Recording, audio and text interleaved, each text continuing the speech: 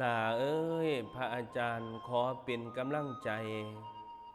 ให้กับทหารไทยทุกคน ที่ขึ้นชื่อว่าทหารพระอาจารย์ก็บ่ฮู้ว่ามีจักเรามีจักหมู่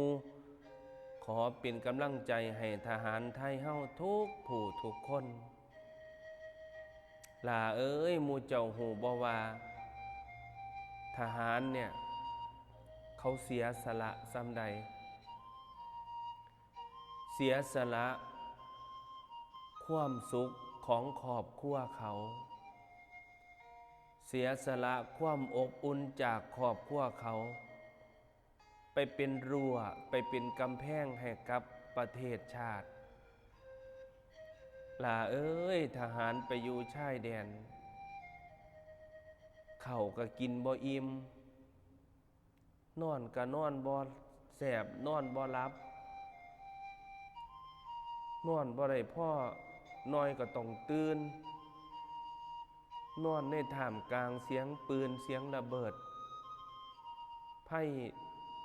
ธรรมชาติอีกได้หลายอย่างเขาปกป้องประเทศชาติเพื่อส่วนร่วมแม้กระทั่งมีข่าศึกเข้ามาเขาปกป้องเขายอมพลีชีพเพื่อประเทศชาติเพื่อมีแผ่นดินให้พวกเขาอยู่ล่าเอ้ยทหารเขายอมตายเพื่อชาติเขายอมพลีชีพเพื่อแผ่นดินเพื่ออยากจะให้มีแผ่นดินให้หมู่เฮาอยู่แล้วหมู่เฮาเด้บางคนยื้อแย่งแข่งกันสร้างกูสร้างมึนกอบโกยโลภหลงบางคนมีแท่นี้ยังบ่พอต้องมีอีกเป็นล้านเป็นแสนเป็นพันล้านหมื่นล้านโดยความบ่พอแต่ทหารเขาบ่ได้หวังหยังเลยหวังแค่มีแผ่นดินให้พี่น้องประชาชนไทยอยู่ย่อมพลีชีพเพื่อชาติ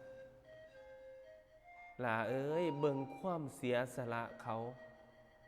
เสียสละความสุขทั้งครอบครัวแล้วบ่แล้ว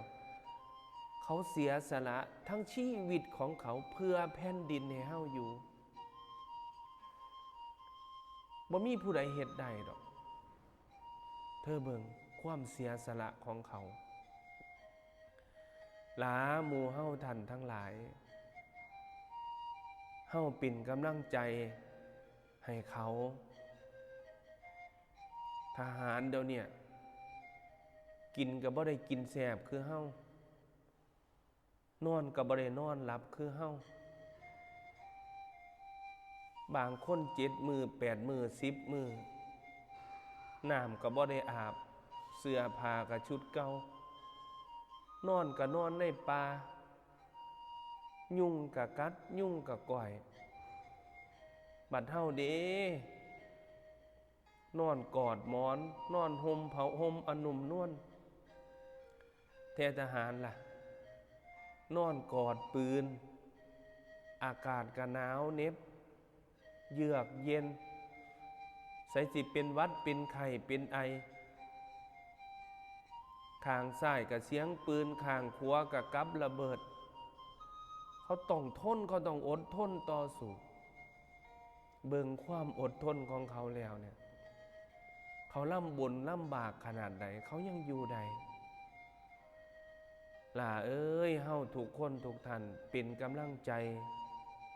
ให้หมู่อ้ายหมู่พี่หมู่น้องหมู่นุงเฮาอยู่ทางหน้าพอได้มีกำลังใจให้ต่อสู้ให้อดทนจากอาฆาตศัตรูทั้งหลายพระอาจารย์ก็ขอเป็นกำลังใจให้อีกกำลังใจหนึ่งล่ะเอ้ยหมู่เฮาอยู่แนวหน้าทหารเฮาทั้งหลายให้อดทนต่อสู้ให้สมัครสมานให้ฮักให้แพงกันให้ค่อยเว้าค่อยจากันให้มีความเข้มแข็งอย่าได้ย่อท้อ พระอาจารย์ก็โอ้ยบ่มีคำสิเว้าดอกมันตื่นตันใจหลายเห็นหมู่เฮาอดทนต่อสู้เห็นหมู่เฮาเฮ็ดการเฮ็ดงานกลางค่ำก็บ่ได้ยืนกลางคืนก็บ่ได้นอนพระอาจารย์ก็บ่มีคำสิเว้าดอกพระอาจารย์ปลื้มใจหลายกับการเสียสละของทหารเฮาทั้งหลายขอเป็นกำลังใจให้หมู่เฮาสุขุสุขคนเด้อทหารน้อยทหารใหญ่ทหารพรานทหารอากาศทหารเรือทหารบกทหารราบทหารรักษาพระองค์และก็ทุกทหารล่ะพระอาจารย์เว้าบ่ถูกอ่านบ่ถูกก็ขออภัยหลายๆเป็นกำลังใจให้หมู่เฮาสุขุสุขคนให้แขวขาดตลอดปลอดภัยให้คุณพระศรีรัตนตรัยคุณพระสยาม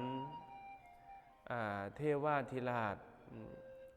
องค์พระมหากษัตริย์ไทยทั้งหลายจงได้